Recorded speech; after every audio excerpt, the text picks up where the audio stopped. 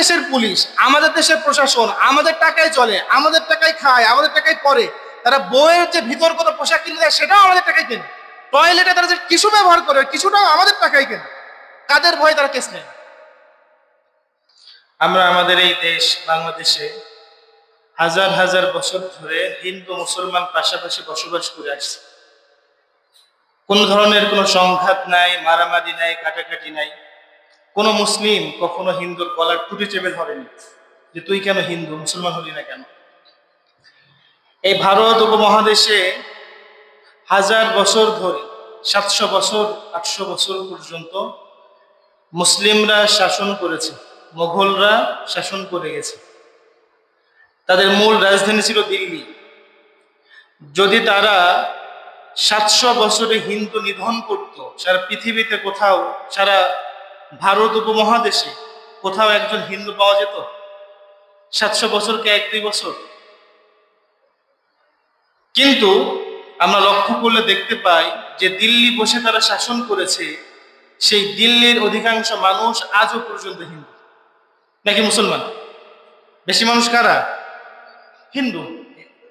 তো যদি তাদেরকে জোর করে ধর্মান্তরিত করত অথবা হত্যা করে ফেলতো, তাহলে দিল্লিতে হিন্দু খুঁজে পাওয়া যেত?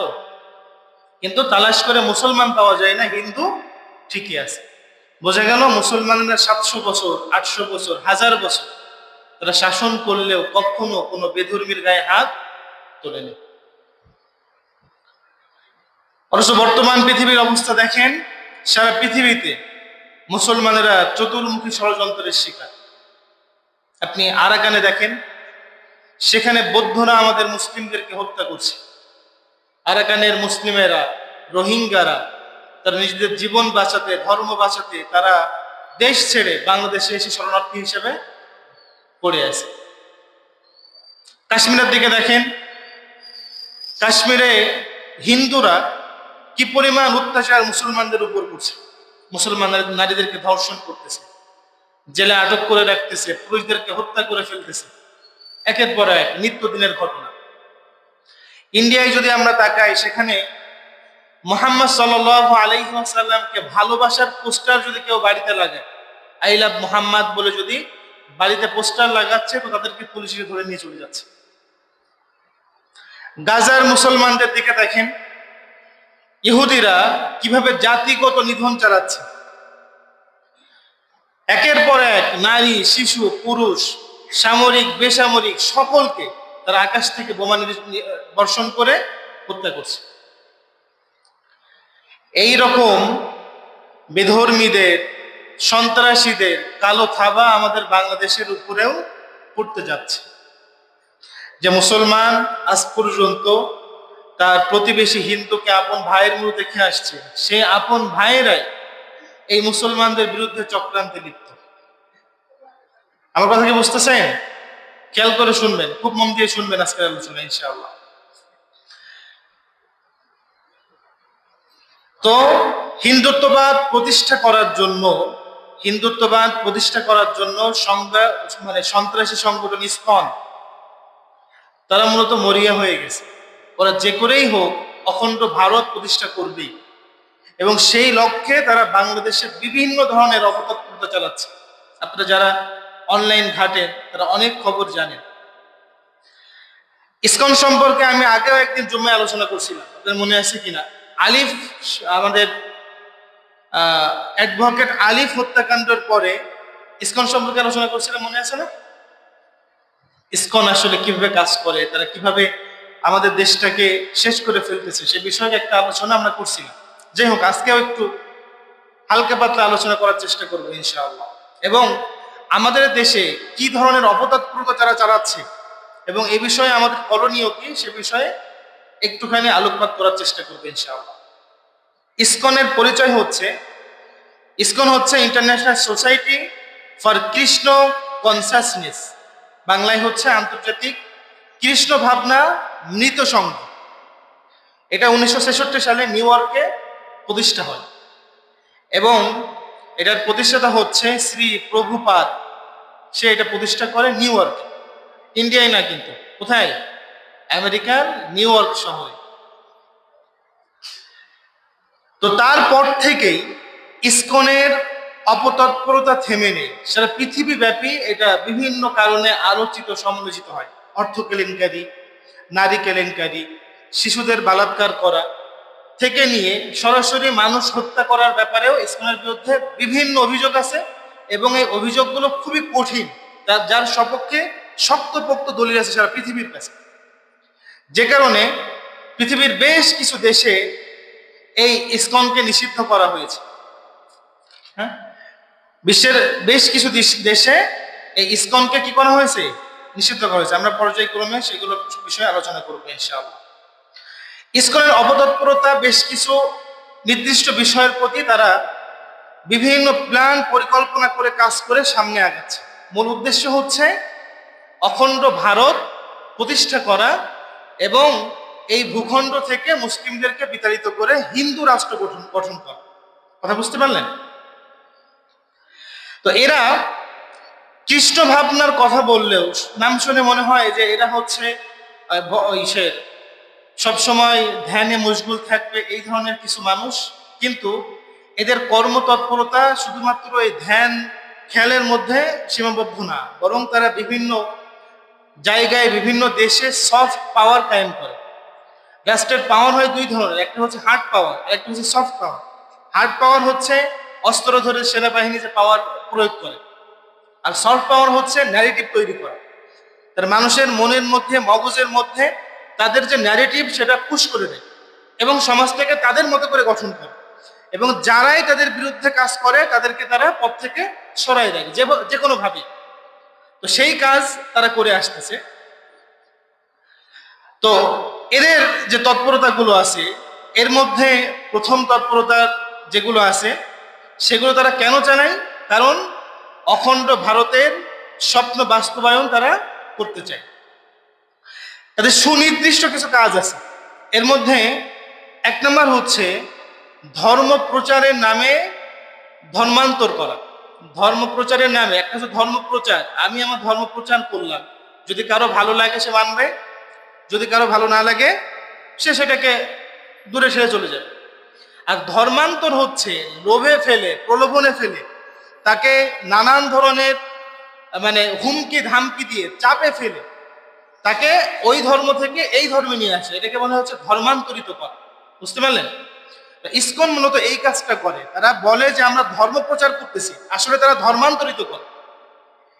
বিশেষ করে পাহাড়ি অঞ্চলে আলাভোলা যে মানুষগুলো আছে, ভোলা ভালা মানুষ যারা অত মারপ্যাচ বোঝে না, এই সমস্ত মানুষদেরকে আর্থিক সহযোগিতা নামে বেনামে চাপে ফেলে নানান কলে কৌশলে এদেরকে, এই সমস্ত মুসলমানদেরকে তারা ধর্মান্তরিত করে।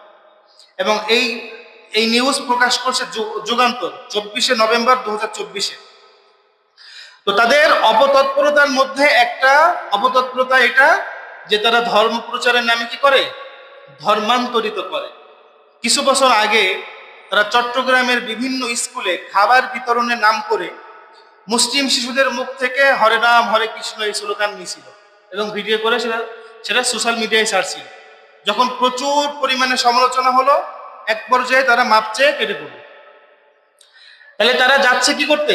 চ্যারিটি ফান্ড গঠন করে সেখান থেকে অসহায়দেরকে খাবার দেওয়ার নাম করে তাদের মুখ দিয়ে হরে রাম হরে কৃষ্ণ এই স্লোগান দেওয়াচ্ছে। ভালো লক্ষণ এই খারাপ লক্ষণ? হিন্দুরা বলুক, যতবারে বলুক, আমাদের কোনো আপত্তি নেই। মুসলমানদের মুখ থেকে বলাবে কেন? কথা কি বোঝা গেল? এটাও ধর্ম প্রচারের নামে ধর্মান্তরের এটাও একটা পদ্ধতি ছিল। 2 নম্বর হচ্ছে প্রতারণা এবং হয়রানি। এই প্রতারণা কি করে? কয়েক ধাপে করে। একটা হচ্ছে প্রেমের ফাঁদে ফেলে ব্ল্যাকমেইল করে নির্যাতন করে। নারীদের সাথে প্রেমের ফাঁদ পারে, কিভাবে পাতে আমি একটু পরে বলতেছি। 2 নম্বর হচ্ছে চাপে ফেলে বিয়ে করে। এই যে মনে করেন প্রেমের ফাঁদে পড়ে গেল, প্রেমের ফাঁদে পড়ার পরে এই মেয়েটা হয়তো যারা সরাসরি তাদের সাথে, যাদের মধ্যে ধর্মের কোনো মায়া নাই, আল্লাহর ভয় নাই, এই সকল মেয়েরা তারা তো বিয়ের আগেও নানান সম্পর্কে জানা যায় না, যে সম্পর্ক বিবাহ ছাড়া বৈধ নয়, সে সকল সম্পর্কে জড়িয়ে যায়। আর যে সকল মেয়েরা ধর্মের দোহাই দিয়ে কাজগুলো করতে চায় না, যে না আমি করবো না বিয়ের আগে, তো তাদেরকে তারা বিবাহ করে। বিবাহ করার পরে স্বামী স্ত্রীর যে অন্তরঙ্গ মুহূর্ত, সে অন্তরঙ্গ মুহূর্তের ভিডিও তারা ধারণ করে। এই ভিডিও দিয়ে ব্ল্যাকমেইল করে সেই নারীর কাছ থেকে তারা অর্থ হাতিয়ে নেয়। কথা কি বুঝতে পারলেন? তাহলে প্রতারণার শিকার নারীকে সে বিবাহ করে, ব্যবহার করে, তার সাথে মিলিত হয়, সেই সময়ের ভিডিও ধারণ করে, সেই ভিডিও দেখে ওই নারীকে ব্ল্যাকমেইল করে এবং তার কাছ থেকে অর্থ করি হাতিয়ে নেয়। 3 নম্বর হচ্ছে প্রেমের ফাঁদে ফেলে ধর্ষণ। প্রেমের ফাঁদে ফেলে ধর্ষণ করে, এবং এই ধর্ষণ করেই যে শেষ তা না, বরং তারা শ্বাস রোধ করে হত্যা করে। এবং এগুলো কোনো বিচ্ছিন্ন ঘটনা না, এগুলো যে বিচ্ছিন্ন একজন দুইজন করতেছে, বা মুসলমানরাও তো এই ধরনের কাজ করে, হিন্দুরা করলে দোষ কি, এই ধরনের কোনো ঘটনা না। এটা সুপরিকল্পিতভাবে প্ল্যান করে তৈরি করা। এবং এই বিষয়ে নিউজ করেছিল ইত্তেফাক 21 জুলাই 2020 সালে, পত্রিকা থেকে বলতেছে সবগুলো। হ্যাঁ, তাহলে প্রেমের ফাঁদে তারা কি করে ফেলে? কথা হচ্ছে এখানে একজন মুসলিম নারী সে কেন একজন হিন্দুর প্রেমে পড়বে? তাই প্রশ্ন আসে না? এখানে তারা বেশ কিছু কৌশল অবলম্বন করে। প্রথমত, আমি যাদের দোষ দেব সেটা হচ্ছে আমাদের মুসলিম মেয়েদের দোষ। তুমি গেছো কেন? তাহলে দোষ প্রথম কাদের? আমাদের। আমরা এটা মেনে নিলাম। এবার তারা কিভাবে কাজ করে দেখেন। এরা নারীদেরকে এভাবে বলে, বিশেষ করে যে সমস্ত নারীরা ধর্মভীরু বা মাদ্রাসায় পড়ুয়া, তাদেরকে ধর্মের দোহাই দিয়ে টানে।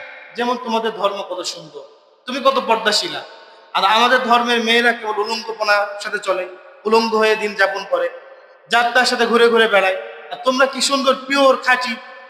তো এরকম খাঁটি কেউ যদি আমাদের বউ হতো, এই একটা ছক। তো এখানে নারীরা মনে করে যে তাই তো, এর তো দিনের প্রতি টান আছে, তাহলে যদি আমি এইটাকে মুসলমান বানাতে পারি তাহলে তো বিশাল লাভ হয়ে যাবে। এই ফাঁদে এই মেয়ে যে ছেলেকে সঙ্গ দিচ্ছে। 2 নম্বর আরেকটা হচ্ছে যে আমি তোমাদের ধর্ম সম্পর্কে জানতে চাই, আমাকে একটু জানাও।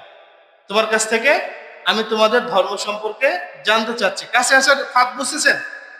এবার যদি ওই মেয়ে দূরে সরে যেতে চায়, তখন বলে আমি তোমার কাছে তোমার ধর্ম জানতে চাইলাম, আর তুমি আমাকে ধর্ম জানালে না। তোমার কি ধর্মের প্রতি টান নাই, মায়া নাই, ইসলামের প্রতি কোনো মায়া নাই তোমার? Emotional blackmail.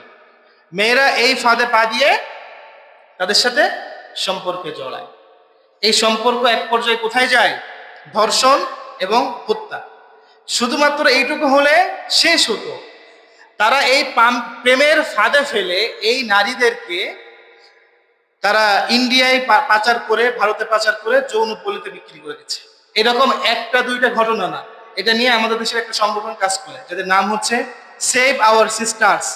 এই সেভ আওয়ার সিস্টার্স, এদের কেসের 85 নম্বর কেস দেখলে বুঝতে পারবে যে নারীদেরকে তারা নানান ছলে বলে কৌশলে ফাঁদে নিয়ে এসে প্রেমের প্রলোভনে ফেলে, বাংলাদেশ থেকে আমরা যদি এখানে বিবাহ করি, হিন্দু মুসলিম, তোমার পরিবার মানবে না, আমার পরিবার মানবে না, তাহলে আমাদের এমন একটা জায়গায় যেতে হবে যেখানে তোমার বাবা মাও পৌঁছাবে না, আমার বাবা মা পৌঁছাবে না।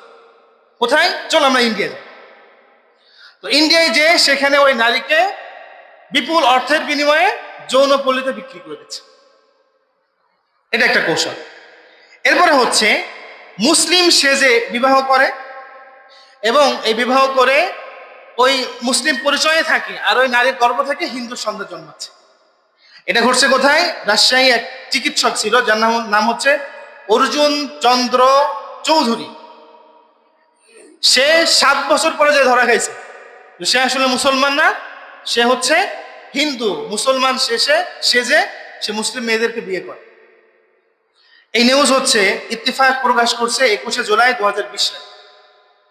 তাহলে বলেন, এই যে ঘটনাগুলো বললাম, এগুলো কি হঠাৎ ঘটে যাওয়া ঘটনা নাকি সুপরিকল্পিত? সুপরিকল্পিত। তাদের টার্গেট হচ্ছে মুসলিম মেয়েদেরকে ধরে ধরে তাদের পেটের মধ্যে হিন্দুদের সন্তান ধারণ করা। এখন পেটে বাচ্চা আসতে ফেলে দেবেন? সবার কি সেই সাহস আছে? ওই বাচ্চা মুসলমানের ঘরে জন্ম নিলেও, মুসলমান মায়ের পেটে জন্ম নিলেও, সে আসলে কোত্থেকে আসতেছে? হিন্দু থেকে আসতেছে। তার মেন্টালিটি কোন পর্যায়ে যাবে বলেন? তার দ্বারা দেশে ইসলামের কি লাভ হবে? তারা তো এই বীজ বপন করে চলে যাচ্ছে। তাদের আরেকটা সিস্টেম হচ্ছে যে অর্থ আত্মসাৎ করা। কিভাবে করে এটা? এটা হচ্ছে নানান কলে কৌশলে ফেতনাবাজি করে তারা মানুষের কাছ থেকে অর্থ আত্মসাৎ করে। এর একটা এরকম আছে যে 2 মার্চ 2024 আমাদের খুলনায় একজন, সে নিজেকে ভুয়া বিসিএস ক্যাডার পরিচয় দিয়ে অর্ধশত নারীকে বিবাহের প্রলোভন দেখিয়ে তাদের কাছ থেকে তাদের গহনা অর্থকড়ি আত্মসাৎ করে নিয়েছে। যেগুলো বলতেছি সবগুলো পত্রিকায় আসা নিউজ। এটা হচ্ছে আমাদের সেভ আওয়ার সিস্টার্স এই গ্রুপের 88 নম্বর কেস।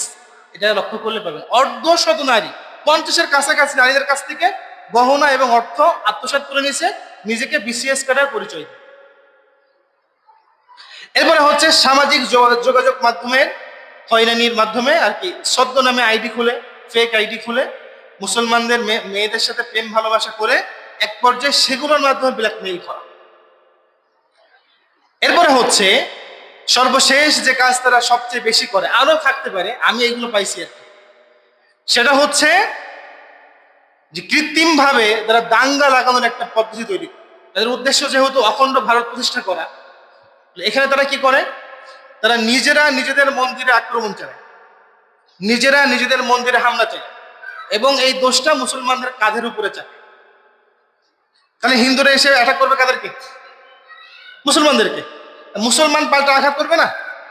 পাল্টা আঘাত করলেই তো দাঙ্গা পেতে গেল। তখন ইন্ডিয়া দেখাতে পারবে যে বাংলাদেশে মুসলমানদের উপরে অত্যাচার হচ্ছে, অন্যায় হচ্ছে, জুলুম হচ্ছে, আমরা এখন তাদেরকে সেভ করার জন্য সেনা মোতায়েন করতে চাই, আসো বাংলাদেশ দখল করে নাও, অখণ্ড ভারত প্রতিষ্ঠা করো। সুন্দর সিস্টেম না বলেন? এদের এই সমস্ত বদমাইশের কারণে বিশ্বের বিভিন্ন দেশে তাদেরকে নিষিদ্ধ করা হয়েছে। সিঙ্গাপুর যখন প্রতিষ্ঠা হওয়ার সাথে সাথে এই ইসকন তারা নিষিদ্ধ করে এবং আজ পর্যন্ত সিঙ্গাপুরে ইসকন নিষিদ্ধ। মালয়েশিয়া, সেখানেও আজ পর্যন্ত ইসকন নিষিদ্ধ। আরবের যে রাষ্ট্রগুলো আছে, সৌদি আরব সহ আরব রাষ্ট্রগুলোতে ইসকন নিষিদ্ধ। আফগানিস্তান, ইন্দোনেশিয়া সহ বিশ্বের আরো অন্যান্য দেশে আপনার ইসকনকে নিষিদ্ধ করা হয়েছে। কেন? কারণ তাদের মধ্যে এই সমস্ত বদমাইশিগুলো আছে, এ কারণে তারা নিষিদ্ধ করছে। আর বিশ্বের আরো বিভিন্ন দেশে তারা এদের উপর কড়া নজরদারি রাখছে। তাদের প্রত্যেকটা কার্যক্রম তারা খুব কড়া নজরদারিতার মধ্যে, মানে খুব গার্ডের মধ্যে তাদেরকে রাখছে, যে একটু এদিক ওদিক হলেই দেশ থেকে বের করে। অবশ্য আমাদের বাংলাদেশে গত 16 বছরে ওদের মানে মূল ভিত সেটাকে আরো মজবুত করছে। কতটা মজবুত করছে একটু পরে আলোচনায় বুঝতে পারবেন ইনশাআল্লাহ। তো এতগুলো দেশ তাদেরকে নিষিদ্ধ করার পরেও আমাদের দেশ থেকে নিষিদ্ধ করা হয়নি, কিন্তু একের পর এক তারা অন্যায় করে গেছে। আগে যেদিন আলোচনা করেছিলাম ওই দিন মেলা ঘটনা বলছিলাম, যেমন তারা সিলেটে এক মসজিদে তারাবির নামাজ হচ্ছে, তো সেই তারাবির নামাজে তারা মানে নামাজ হচ্ছে আর তারা তাদের মন্দিরের মধ্যে ঢোল, বাদ্যযন্ত্র, গান এগুলো বাজে নামাজের ইস্কার করছে। মুসল্লিরা যখন এটার প্রতিবাদ জানাইছে, তারা পাল্টা এসে মুসল্লিদের উপর আক্রমণ করছে। এক মসজিদে তারা সরাসরি গুলি করছে এবং কয়েকজন মুসল্লি সেখানে আহত হয়েছে সরাসরি। এই ভিডিও এখনো আছে ইন্টারনেটে, আপনারা ছেড়ে দেখতে পারেন। এই ধরনের অসংখ্য কাজ তারা বাংলাদেশে আঞ্জাম দিছে, কিন্তু তারপরেও আজ পর্যন্ত তারা ধরা ছোঁয়ার বাইরে। বাংলাদেশে তারা এই কয়েকদিনের মধ্যে কতগুলো একের পর এক ধারাবাহিকভাবে অপতৎপরতা চালাইছে, আমি একটা একটু করে বলতেছি। এই যে ইসকন যখন চট্টগ্রামে গত বছর 24 সালে ইসকন যখন চট্টগ্রামে তাদের বিশাল একটা সমাবেশের আয়োজন করলো, তো সেখানে তারা বাংলাদেশের পতাকার উপরে ইসকনের পতাকা লাগালো, বাংলাদেশের পতাকা নিচে, আর উপরে কাদের পতাকা? ইসকনের গেরুয়া পতাকা। এটা সংবিধান অনুযায়ী রাষ্ট্রকে অবমাননা করা। রাষ্ট্রকে অবমাননা করার দায়ে ইসকনের কুখ্যাত চিন্ময় দাসকে গ্রেপ্তার করে পুলিশ, এবং তাকে যখন চট্টগ্রাম কোর্টে তোলা হচ্ছে, তো তার আগে ইসকনের এই সন্ত্রাসীরা তারা দেশীয় অস্ত্রগুলো নিয়ে তাদের পজিশন মতো দাঁড়ায় যায়, এবং যখন তাকে কোর্টে তোলা হয় ওই সময় তারা মসজিদে হামলা চায়। ওই যখন বিচার কার্য হয় বা তাকে নিয়ে আসা হচ্ছে, ওই সময় তারা কি করে? মসজিদে হামলা চালায়। চিন্তা করেন, এই গেরুয়া বাহিনী আপনার আমার ইবাদতের জায়গা, আল্লাহর ঘর, মসজিদে হামলা চালায়, কোনো মুসলমান সহ্য করবে? ওইখানে চট্টগ্রাম আদালতের কিছু আইনজীবী তাদেরকে বাধা দেয়। এই আইনজীবীর মধ্যে একজন ছিলেন অ্যাডভোকেট আলিফ, মনে পড়ে না নাম? এই অ্যাডভোকেট আলিফও তাদের মধ্যে ছিল, এবং তাকে তুলে নিয়ে যে প্রকাশ্য দিবালোকে মানুষের সামনে থেকে কুপিয়ে হত্যা করে। আমরা সবাই চেতে গেছিলাম, খেপে উঠছিলাম, ইসকনকে নিষিদ্ধ করতে হবে, এই করতে হবে, সেই করতে হবে। আমাদের ইউনূস সরকার, তারা আমাদেরকে বলছিল, মুসলমানেরা তোমরা একটু আবেগী হয়েও না, ঠান্ডা হও, আমরা দেখতেছি বিষয়টা। কিছু দেখছে? বিচার হয়েছে আজ পর্যন্ত? হয়নি, কোনো বিচার হয়নি। আলিফ তো মরে গেছে, সে তো শহীদ হয়ে গেছে, সে আল্লাহর কাছে খুব মর্যাদা পেয়ে গেছে, কিন্তু তাকে যে মানে প্রকাশ্যে দিবালোকে কারা হত্যা করছে স্পষ্ট দেখা যাচ্ছে। তাদের ফাঁসি হয়নি কেন এখন? কিসের ভয়ে? কাদের ভয়ে? তাহলে বোঝেন তাদের গোড়া কতটা মজবুত। আরো বুঝতে পারবেন, গাজীপুরের একটা মেয়ে, 13 বছর বয়স, আয়শা মনি। কি নাম? আয়শা মনি। এই আয়শা মনি মাদ্রাসার একটা শিক্ষার্থী। তাকে অপহরণ করে বিজয় দাস নামের একটা ছেলে, এবং তার নেতৃত্বে আরো কয়েকজন। তাকে টানা 3 দিন একাধারে ধর্ষণ করে। 13 বছরের একটা মেয়ে, বাংলাদেশের আইন অনুযায়ী বিবাহ করা জায়েজ আছে? আছে? আপনি আপনার মেয়ে বিয়ে দিয়ে দেখেন, দেখেন আপনার বাড়ি কর্মীর অভাব হবে না, আপনার পর্যন্ত জেলখানায় নিয়ে যাবে। সেখানে 13 বছরের একটা মেয়েকে উঠায় নিয়ে হিন্দুরা লাগাতার 3 দিন ধর্ষণ করছে। তার বিরুদ্ধে মামলা করার জন্য তার বাপ, আদালত, থানা, এমন কোনো জায়গা নাই সেখানে সে যায়নি। তার মামলা নিতে গড়িমসি করা হয়, কারণ হিন্দুরা ভাষণ লাগে, তো ওদের নাম তো মুখে নেওয়া যায় না, ওদের বিরুদ্ধে তো কোনো কাজ করা যায় না, মামলা নেয় না। যখন সারা দেশ থেকে চাপ আসতেছে, ওই সময় মামলা নিচ্ছে। মামলা নেওয়ার পরে আজকে 2 মাস হয়ে গেছে, এখনো পর্যন্ত কোনো বিচার হয়নি, এবং আজও পর্যন্ত ওই মেয়েটা বিছানা থেকে উঠতে পারে। দেখেন এরপরে পুলিশ কি করছে। পুলিশ তাদের ভেরিফাইড যে ফেসবুক পেজ, সেই ফেসবুক পেজে এই যে ধর্ষণের ঘটনা, এই ধর্ষণের ঘটনাকে হালকা করতে, যে ভিকটিম, যাকে ধর্ষণ করা হয়েছে, তার নামে ব্লেমিং করা শুরু করছে, তাকে দোষ দিতে শুরু করছে। কি দোষ দিচ্ছে? তারা বলতেছে যে ইতিপূর্বে এই ছেলের সাথে এই মেয়ের সম্পর্ক ছিল, এবং সম্পর্কের ভিত্তিতে ওই মেয়ে আগেও 2 বার ওই ছেলের সাথে পালিয়ে গেছে। সুতরাং এটা ধর্ষণ না, এটা প্রেম।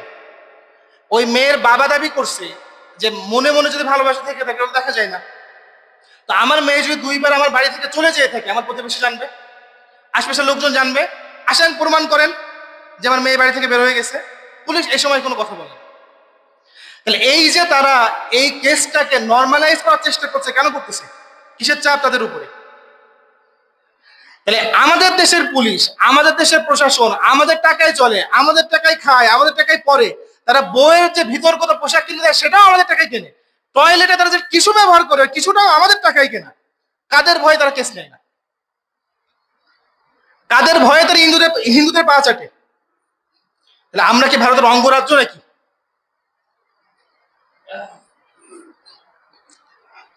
এই ঘটনার প্রতিবাদ করছে গাজীপুর টঙ্গীর টিএনটি মসজিদের খতিব সাহেব, বৃদ্ধ মানুষ, মুহিবুল্লাহ মিয়াজি নাম, খুব বয়স্ক একজন মানুষ, যার পূর্বে ব্রেন টিউমার অপারেশন করা হয়েছে। সেই মানুষটা মসজিদের মেম্বারে ইসকন সম্পর্কে এবং এই ভাগ্য লাভ, যে প্রেমের ফাঁদে পড়ে মুসলিম নারীদেরকে ধর্ষণ করা, তাদেরকে বিবাহ করা, তাদেরকে পাচার করা, এই যে এটাকে তারা নাম দিয়েছে হচ্ছে ভাগ্য লাভ। এই ভাগ্য লাভের বিরুদ্ধে, ইসকনের বিরুদ্ধে তিনি প্রতিবাদ করার কারণে এই ইমামকে মসজিদে তুলে নিয়ে গেছে। এই দুই দিন আগের ঘটনা, গতকালকে তাকে পাওয়া গেছে। তাকে তুলে সকালবেলা তিনি যাচ্ছেন মর্নিং ওয়াকে, সেখান থেকে অ্যাম্বুলেন্স আছে, তাকে উঠাই নিয়ে চলে গেছে 5 জন লোকে। তাকে বেহুশ করছে, 24 ঘন্টা পর্যন্ত তাকে গাড়িতে ঘোরাইছে আর অত্যাচার করছে। শেষমেশ এই সম্মানিত একজন মানুষকে উলঙ্গ করে সীমান্ত এলাকায় একটা গাছের সাথে শিকল দিয়ে বেঁধে রেখে গেছে উলঙ্গ অবস্থায়। গতকালকে তাকে পাওয়া গেছে, বেহুশ অবস্থায় তিনি শুয়ে আছেন। কারা করতেছে এই কাহিনীগুলা? মুসলমানদের বুকের উপরে বসে এই ইসকন সন্ত্রাসীরা করতেছে, অথচ প্রশাসনের এ ব্যাপারে কোন রকম কোন প্রতিক্রিয়া এখনো পর্যন্ত দেখা যায়নি। আপনারা জানেন কেউ জানি না, কয়েকজন সামাজিক কর্মী, মুসলিম দাড়িওয়ালা সামাজিক কর্মী, তারা বিভিন্ন পাগল টাগল ধরে, এরা যে লম্বা লম্বা চুল থাকে, লম্বা লম্বা দাড়ি থাকে, এর মধ্যে যেহেতু গোসল করে না, ধোয় না, এগুলোর মধ্যে আবর্জনা হয়ে ঘা হয়ে যায়, পাঁচটা হয়ে যায়, সেটার জন্য তারা ধরে ধরে এগুলো পরিষ্কার করে দেয়, চুল কেটে দেয়, এই কাজগুলো তারা করে।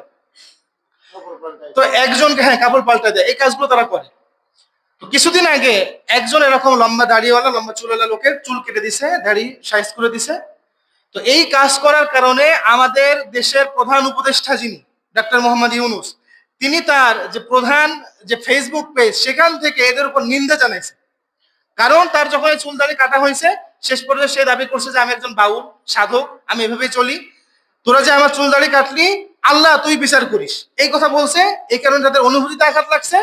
এটা নিয়ে আমাদের প্রধান উপদেষ্টা তিনি বিবৃতি দিচ্ছেন, খুবই ভালো কথা, যে কাজটা ঠিক হয়নি, অন্যায় করছে, তাদের ভুল হয়ে গেছে, প্রধান উপদেষ্টা কথা বলছে, ঠিক আছে।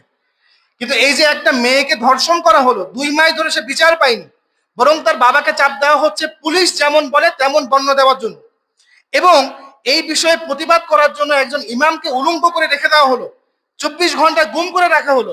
এ বিষয়ে তার বিবৃতি কই? এ বিষয়ে মুখে কুলু পাচ্ছে কেন? দেশ কি হিন্দুরা চালাই? আমরা, আমাদের দেশের সরকার, সে জামা কাপড় পরে খাই দেয় হিন্দুদের টাকায়। ওদের ভাগ তো 9%ও না, 93% মানুষ, 90% মানুষ আমরা ট্যাক্স দিয়ে তোমাকে রাখলাম কি ওদের পা চাটার জন্য? শুধু এইটুকু হলেই হতো। এই কয়েকদিনের মধ্যে ঘটনাগুলো বলতেছি, ইতিপূর্বে যা গেছে আজকে আর বলতেছি না। বুয়েটের শ্রীশান্ত রায়, কি নাম? মুসলমান, সেও ইসকনের। বুয়েটে পড়ে, কোথায় পড়ে? বাংলাদেশের সবচেয়ে মাথা ধরা বড় যে বিশ্ববিদ্যালয়গুলো, বাংলাদেশ প্রকৌশলী বিশ্ববিদ্যালয়, যেখান থেকে আমাদের মাথাগুলো বের হয়, সেই বুয়েটে সে একটা মেয়েকে গাঁজা খাওয়ায়, অজ্ঞান করে সেই মেয়েকে ধর্ষণ করছে। এবং শুধু ধর্ষণ করে শেষ করে নিয়ে এটাকে নিয়ে কিভাবে কি করছে, রসে রসে সে আমার ফেসবুকে পোস্ট করে, বন্ধু মহলে আলাপ আলোচনা করে। তারপরে পুলিশ প্রশাসন তার পক্ষে সাপোর্ট নেই। যখন বুয়েটের ধর্মপ্রাণ মুসলমান শিক্ষার্থীরা আন্দোলন গড়ে তুলছে, প্রতিরোধ করে তুলছে, সেই প্রতিরোধের মুখে তাকে বাঁচানোর জন্য পুলিশ তাকে ধরে নিয়ে গেছে। সময় কম, আরো বলতে পারতেছি না। নর্থ সাউথ ইউনিভার্সিটির কাহিনী আমরা জানি না? হ্যাঁ, কি নাম? অপূর্ব পাল। মুসলমান না হিন্দু? কোরআন কিভাবে পাড়াইছে আপনারা দেখছিলেন না? আমি তো দেখাইছিলাম। আহারে, বিচার হয়েছে? সে এই ঘটনা ঘটানোর পরে তার বিশ্ববিদ্যালয় কর্তৃপক্ষ তাকে সেফ এক্সিট দিয়ে বের করে দেয়, এবং সে একদিন পর্যন্ত নিজ বাসায় থাকে, পুলিশ তাকে গ্রেপ্তার করে। কারণ যখন সারা দেশ থেকে খুব জোরসোর আওয়াজ উঠতেছে, ওই সময় তাকে আটক করছে। এটাকে আটক করা নাকি বাঁচানো? আটক করা নাকি বাঁচানো? এটা ট্যাক্স নাই আপনার আমার থেকে, আর 5 ওদের। চিন্তা করেন, বাংলাদেশের হিন্দুদের সংখ্যা 8.5%, আমরা 9% ধরে নিলাম। অথচ পুলিশ প্রশাসন, আর্মি, বিডিআর সবকিছু মিলায়ে তাদের সংখ্যা কত জানেন? চাকরিতে 30%। কত পার্সেন্ট? যাদের মোট জনসংখ্যা হচ্ছে 9%, তাদের চাকরি করে কয় পার্সেন্ট? 30%। সবচেয়ে উঁচু উঁচু জায়গাগুলো তারা বসে আছে। তো তারা এই ধরনের কাজ করার সাহস পায় কোত্থেকে? কোত্থেকে পায় বুঝতেছেন না? ওদেরকে তো বসায় রাখছে ওইখানে। সম্মানিত মুসলিম কেরাম, আজও যদি আমাদের ঘুম না ভাঙে, তাহলে এই ঘুম ভাঙানোর জন্য সালাউদ্দিন আইয়ুবী আসবে না, আপনাকেই জেগে উঠতে হবে। তাহলে কি করবো আমরা? যে সব মেরে ফেলবো? না, রাসূল কি করছেন সেখান থেকে আমাদেরকে শিক্ষা নিতে হবে। নারীর ইজ্জত রক্ষায় আল্লাহ রাসূল কি করছেন, সিরাতের দিকে আমরা তাকাই। বনু কাইনুকা, বনু কাইনুকা, যখন আল্লাহ রাসূল হিজরত করে মদিনাতে গেলেন, এক মুসলিম নারীকে বনু কাইনুকার কয়েকজন লোক মিলে তাকে বিবস্ত্র করলো এবং তার শ্লীলতাহানি করলো। একজন মুসলিম সেটা প্রতিবাদ করার কারণে তারা সেই মুসলমানকে হত্যা করলো। আল্লাহ রাসূল তাদের বিরুদ্ধে যুদ্ধ ঘোষণা করলেন, দলবল নিয়ে রাসূল পুরো গোত্র ঘেরাও করলেন, 15 দিন অবরোধ করে রাখলেন। 15 দিন যখন পার হয়ে গেছে, ওই সময় আল্লাহ রাসূল সাল্লাল্লাহু আলাইহি ওয়াসাল্লামের কাছে এসে তারা এসে আত্মসমর্পণ করছেন। আল্লাহ রাসূল কি করছেন জানেন? তাদেরকে সদল বলে মদিনা থেকে বের করে দিয়েছে। একজন মুসলিম নারীর ইজ্জত তারা নিয়ে সিনেমে খেলার কারণে রাসূল তাদেরকে মদিনা থেকে বের করে দিয়েছে।